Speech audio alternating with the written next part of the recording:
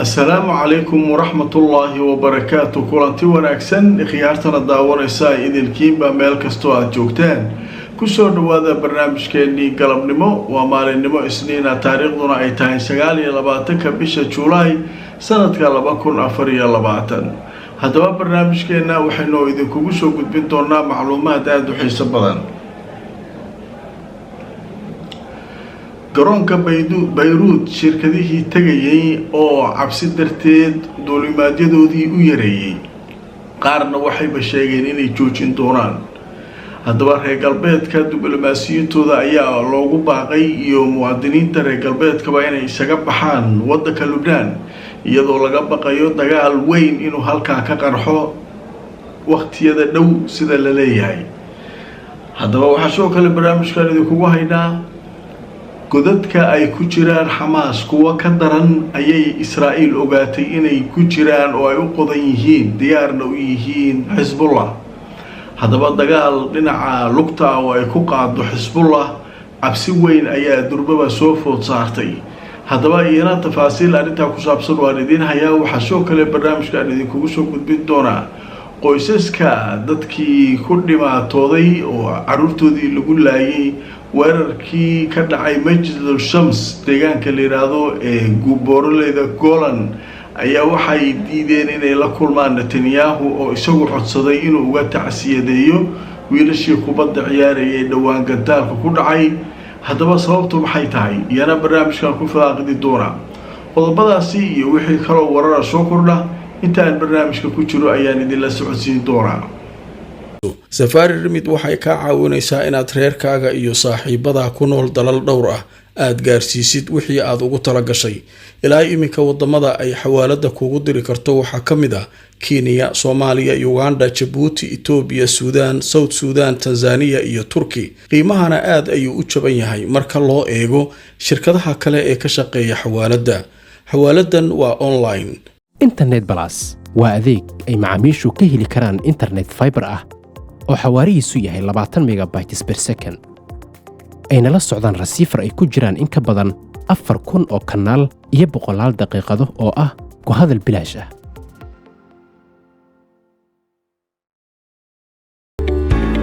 dhammaan bulshada waxaa lala socodsiinayaa gaar ahaan magaalada London in xarunta dhinaca caafimaadka French and Overseas Clinic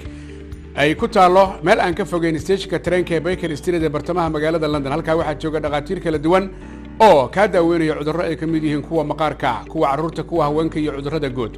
dhaqaatiirta halkaa ka howlgashay howlwadanaduba waxay diyaar u yihiin inay wixii caafimaad ay kula qabtaan. bangiga caalamiga ah ee IBS Bangi oo aad mar walba uga barateen soo kordhinta adeegyo cusub oo casri ah waxa uu kugu bishaareynayaa inaad si sahlan lacag ugu soo diri kartid eheladaada iyo asxaabtaada ku nool dalka adigoo isticmaalaya xawaalada caalamiga ah ee Ria Money Transfer. ka qayb qaado farxadda ehelkaaga iyo asxaabtaada oo si fudud u isticmaal Ria Money Transfer. wixii faahfaahin boqolanta kuugu dhow ee IBS Bangi. kulanti wanaagsan asxaabay meel kasta oo joogtaan ku soo dhawaada mar kale iyo mid ka mid ah barnaamijyadeena maanta oo isniina taariikhduna ay tahay 29 bisha Juulaay. waa filayaa barnaamijkii subaxnimo inaad ka bogateen macluumaad aad u xiiso badan. haddaba dunida waxaa qabsaday warar kala duwan oo ku saabsan arinta dhibaatada la sheegayo in laga baqayo dagaal weyn inuu ka dhex qarxo Israa'iil iyo Hezbollah. haddaba sidee wax u jiraan? haddaba wararkii ugu dambeeyay ee sheekadan ka soo baxaya waxa ay leeyihiin waataay Al Jazeera waxay qortay warbixin ku saabsan in la kansalay qaar ka mid ah duulimaadyadii dhinaca hawada ee tagi lahaa airportka magaalada Beirut kadib iyadoo laga baqayo cabsi dagaal faraha looga gubto oo halkaa ka qarxa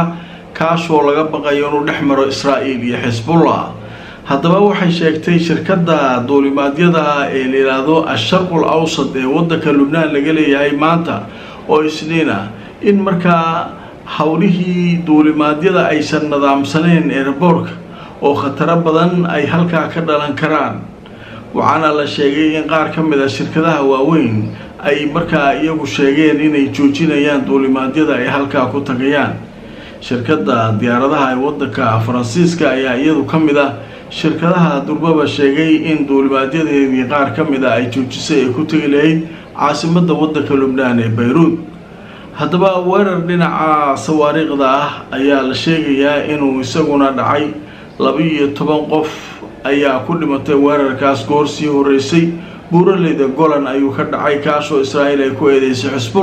Xisbullahna ay diiday haddaba marka waxaa laga baqayaa arintaasu inay xiriir la yeelato dagaal weyn oo qarax waa tahay marka sheekada yaab kale waxa tahay dadka khubarada waxay leeyihiin dagaal haddii ay rabto Israa'iil yaa ka hortaagan Mareykanka celinaa bas laakiin waxay ogtahay Xisbullah dagaalkeeda inaysan waxba ka keenin kii Gaza ay waxba ka keeni weyso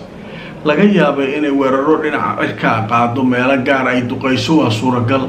laakiin wax weyn oo laga filan karo Israa'iil ma jiraan la leeyahay haddaba marka dhanka kale haddana aan idin tuso warbixin kale oo la qoray oo ku saabsan xaaladihii ugu dambeeyay dawladaha reer galbeedka ayaa ugu baaqay muwaadiniintooda inay isaga baxaan waddanka Lubnaan iyadoo digniinahaasu ay sii xoogaysanayaan iyadoo laga baqayo dagaal ballaaran inuu ka dhaco halkaas haddaba waxaa la sheegayaa waxa isa soo taraya wararka ku saabsan baaqyada dawladaha reer galbeedka muwaadiniintooda ay u soo jeedinayaan inay isaga baxaan waddanka Lubnaan iyagoo laga baqayo in xaaladda ay ka sii darto dagaal baahsan oo ka dhex qarxo Xisbullah iyo Israa'iil haddaba warbixinadii ugu dambeeyay sheekadan waxa ay sheegaysaa in Israa'iil ay ku celcelinaysay saacadihii la soo dhaafay hanjabaado ay leedahay waynu ka aargudan doonaa Xisbullah waxa ay sameeyeen gaar ahaan wixii ay ka sameeyeen deegaanka la yiraahdo Majd al-Shams way hawshaas marka iyaduna halkaas ay maraysaa marka waxa la leeyahay nimankan Israa'iiliyiinta waxay sameeyaan hal arkabal bootada hanjabaada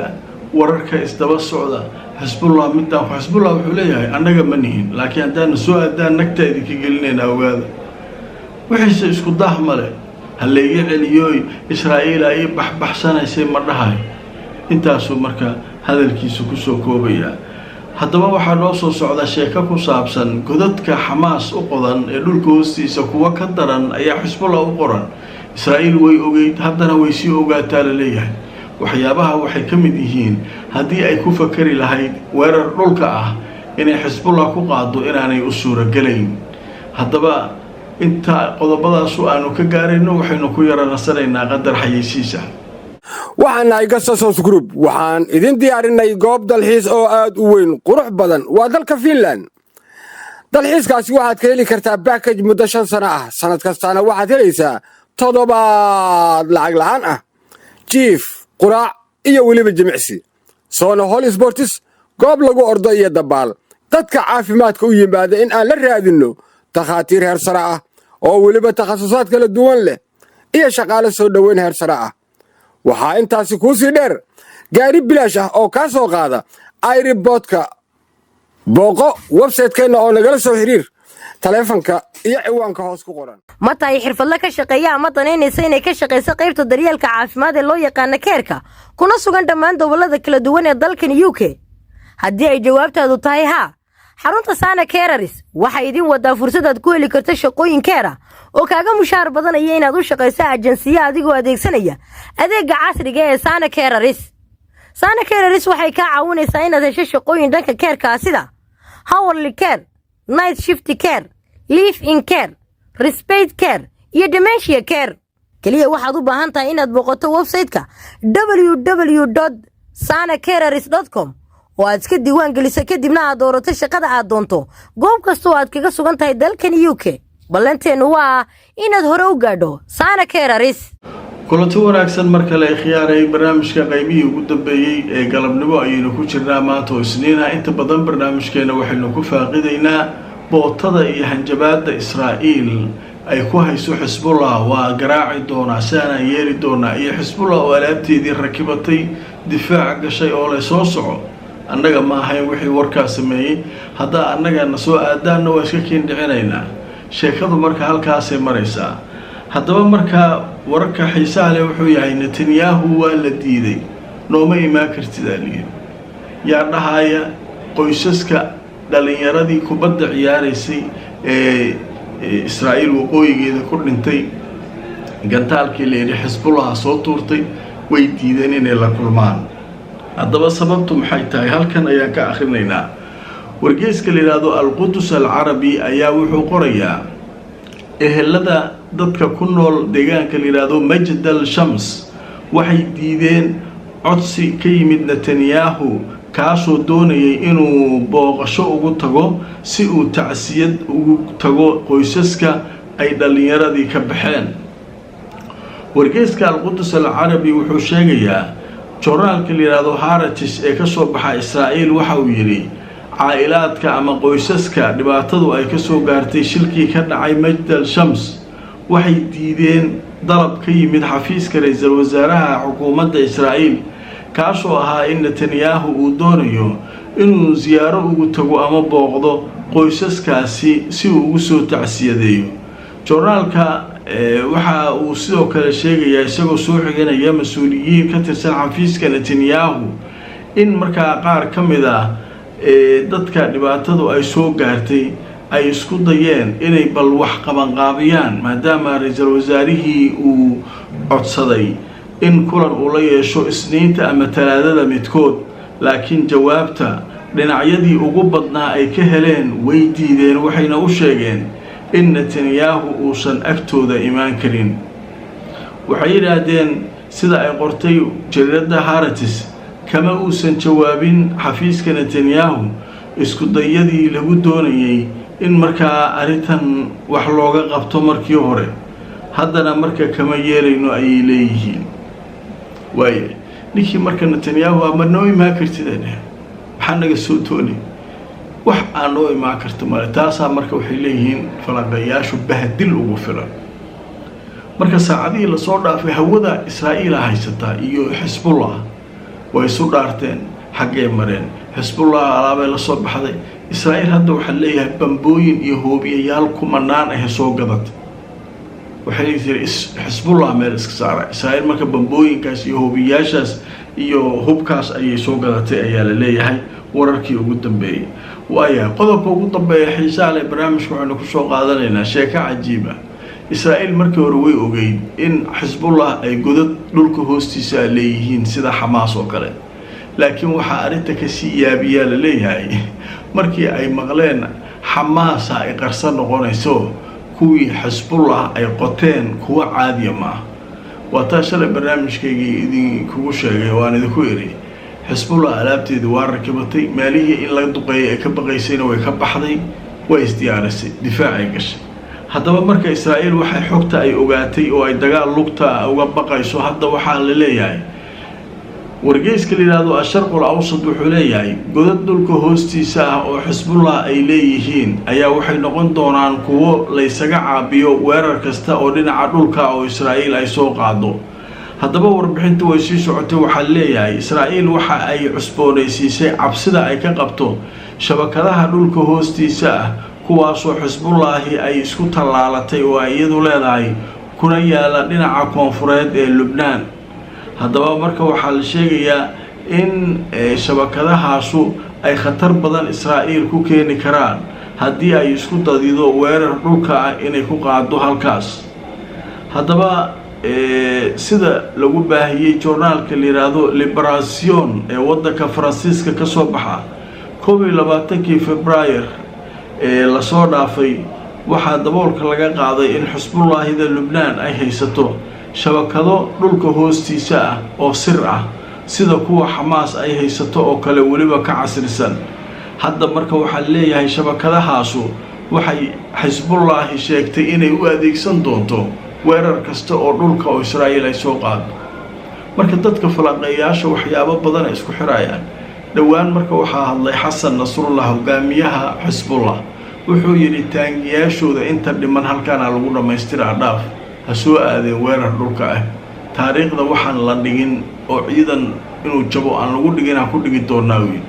marka ninkaas wuu hanjabay. hadda marka waxaa leeyahay israa'iil waxay ogaatay awal warka way qabtay laakiin hadda waa loo xaqiijiyey. waxaa la yidhi shabakadaha dhulka hoostiisa ee isku xiran xamaas ay leedahay oo aad ku daasheen kuwa ka daran ayaa halkaa ku yaala. oo ka casrisan weliba oo ay qoteen nimanka leeleeyahay xisbullah haddaa isku taataabataan markii aa hoogi lahaydeen waa leeleeyahay marka Israa'iil hadda waxay ku celcelinaysaa waa aargudanaynaa laakiin inta badan waxaa leeyahay weerar dhinaca cirka